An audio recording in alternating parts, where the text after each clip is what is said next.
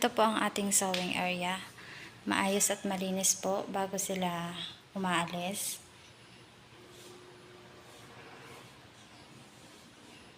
Dito ko rin po nilalagay ang kanilang site schedule para kinaumagan pagpasok nila nakikita nila agad. Dito naman po sa side ang aming pending racks na naka-line up sa kanila. Ayan.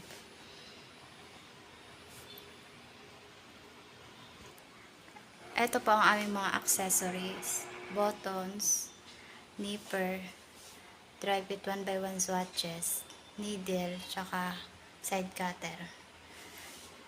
Dito naman po ang ating mga threads. Maayos po, naka per color at may stocks pa. Dito po sa gilid yung polyester label nila. Ito naman po sa mga box, nakalagay yung mga other accessories kagaya ng lace, cord, neck tape, kailangan ko na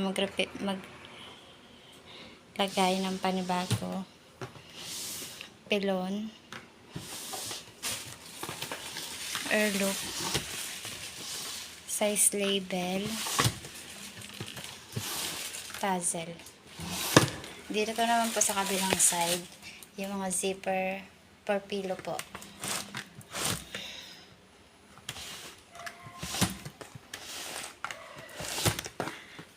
At ito naman yung zipper para sa full bleed with rubber. Konti na lang yung white. Dito naman po sa area ito, ang cutting and sorting area. Sa ilalim po, nilalagay yung mga accessories, mga collar. Ayan po. At mga dry fit 1x1.